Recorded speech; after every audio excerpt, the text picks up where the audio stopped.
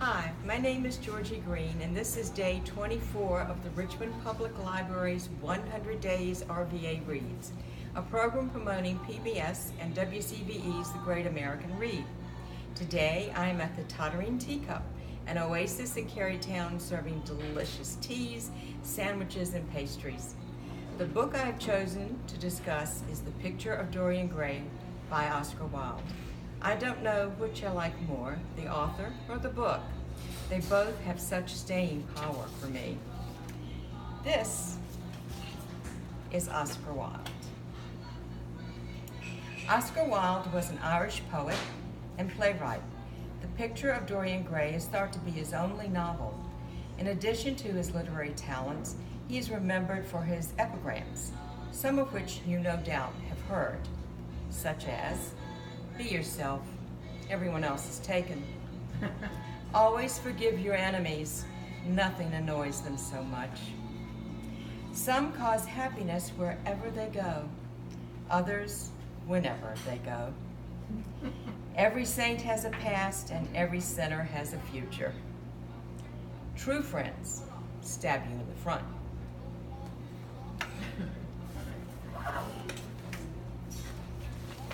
In 1882, Oscar Wilde came to America. His lecture tour, Decorative Arts, came to Richmond. He spoke at the second Richmond Theater, which was at the intersection of H and 7th Streets. The first Richmond Theater, now the site of Monumental Church on Broad Street, had burned prior, killing more than 70 people. The write-up for the Richmond lecture included the description of the audience, as the majority of whom were citizens of culture and refinement, while the odd percentage comprised of men of no well-defined status, curious visitors, pressmen, and other miscellaneous odds and ends of humanity.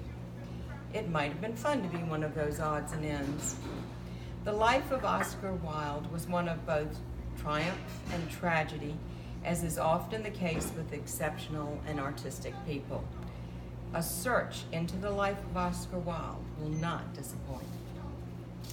As for the novel, The Picture of Dorian Gray, you do not read this book and forget about it or its characters. They don't hide in the story or amid the setting. The characters in the book come right out of the page and sit down with you for the journey. Sometimes I feel like The Picture of Dorian Gray could have been the original Mean Girls saga, except that it is the men who are in this story are the malicious ones.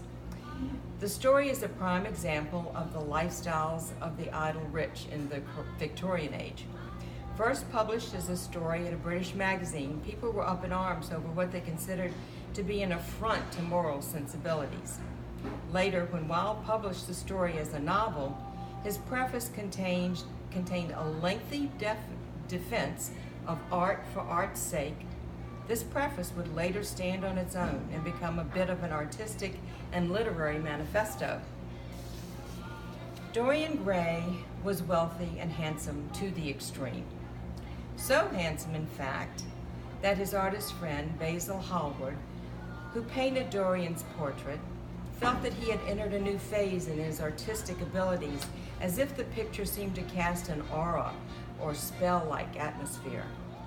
Unfortunately, the artist, Basil, introduced Dorian to Lord Henry Wotton, who, upon meeting Dorian, was determined to pull the kind and charitable man into his world of depravity and decadence.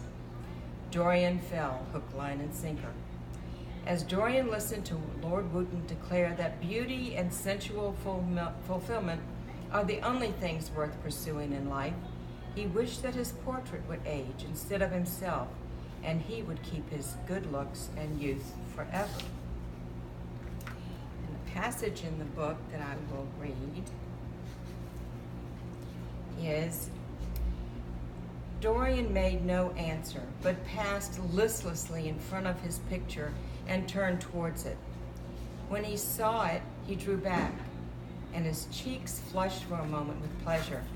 A look of joy came to his eyes, as if he had recognized himself for the first time. He stood there motionless and in wonder, dimly conscious that Hallward was speaking to him, but not catching the meaning of his words.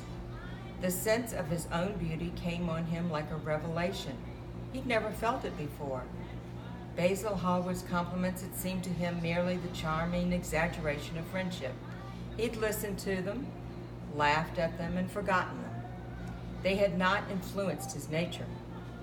Then came Lord Henry Wotton, with his strange panegyric on youth, his terrible warning of its brevity. That had stirred him at the time, and now as he stood gazing at the shadow of his own loveliness, the full reality of the description flashed across him. Yes, there would be a day when his face would be wrinkled and wizened, his eyes dim and colorless, the grace of his figure broken and deformed. The scarlet would pass away from his lips, and the gold steal from his hair. The life that was to make his soul would mar his body. He would become dreadful, hideous, and uncouth. As he thought of it, a sharp pain struck through him like a knife and made each delicate fiber of his nature quiver. His eyes deepened into amethyst, and across them came a mist of tears. He felt as if a hand of ice had been laid upon his heart. "Don't you like it?" cried Hallward at last, stung a little by the lad's silence, not understanding what it meant. "Of course he likes it," said Lord Henry. "Who wouldn't like it? It's one of the greatest things in modern art. I'll give you anything you want to for it. I must have it." "It's not my property, Harry." "Whose property is it?" "Dorian's, of course," answered the painter. "He's a very lucky fellow." "How sad it is," murmured Dorian Gray, with his eyes still fixed on his own portrait. "How sad it is. I shall grow old and horrible and dreadful, but this picture will remain always young. It will never be older than this particular day of June. If it were only the other way, if it were I who was always to be young and the picture would grow old, for that I would give everything. Yes, there is nothing in the whole world I would not give. I would give my soul for that." The book continues to follow Dorian as he turns to the hedonistic lifestyle of Lord Wotton.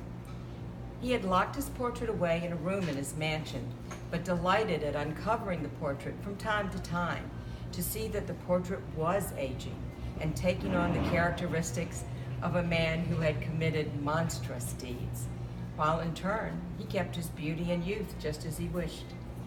After many ventures into self-indulgent and wanton lifestyles, Dorian ultimately commits the act of murder. He returns again to the room where he has locked the portrait. In a fit of anger and angst, he stabs the figure in the portrait in the heart.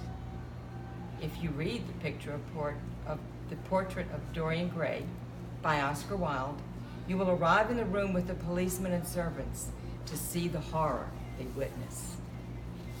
If you liked what you heard, all 100 books are available at your Richmond Public Library. Want to be a reader or find out what the next reading is? Visit rvallibrary.org/100 days. Join our group on Facebook and subscribe to our YouTube channel at Richmond Public Library 100 Days. Richmond, let's read.